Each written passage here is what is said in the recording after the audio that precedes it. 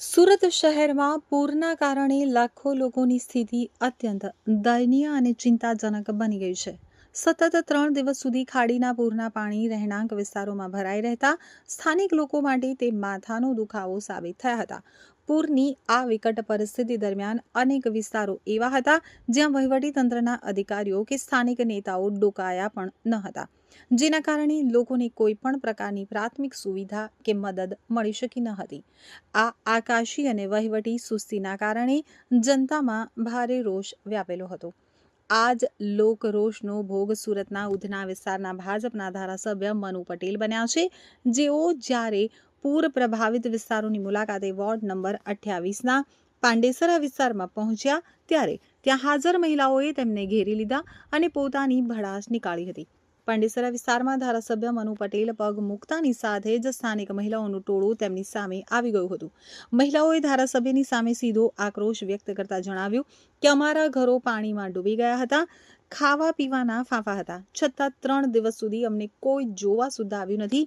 મહિલાઓએ આક્ષેપ કર્યો હતો કે મુશ્કેલીના સમયે નેતાઓ ગાયબ થઈ જાય છે અને જનતાને હેરાન થવા માટે તેમના નસીબ ઉપર છોડી દેવામાં આવે છે।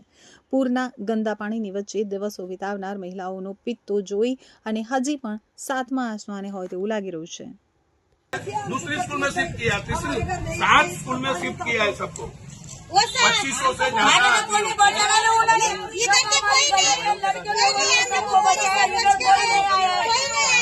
अरे રાહતની વળતરની, અરે ભાઈ તું એમને કહી દે કે વળતરની રાહતની વાત માટે આજે કાં તો કાલે સર્વેયર ગુજરાત સરકારના આવવાના છે અને એમને બાજુમાં રહીને સર્વે કરાવી લેજો। નહીં સર્વે કરાવો તો કોઈને પૈસો નહીં મળે। તમારા ઘરમાં શું થયું છે એ બધું તમે લખાવજો, નહીં લખાવો તો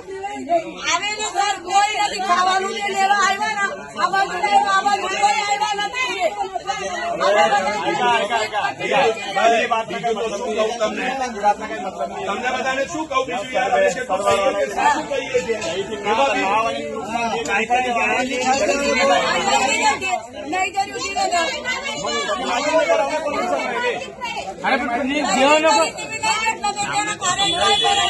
છીએ લખાવશે એનું લિસ્ટમાં નામ આવે।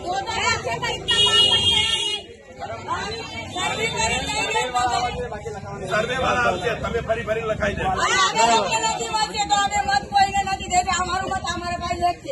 અહીંયા મત લેવા નથી આવ્યા અત્યારે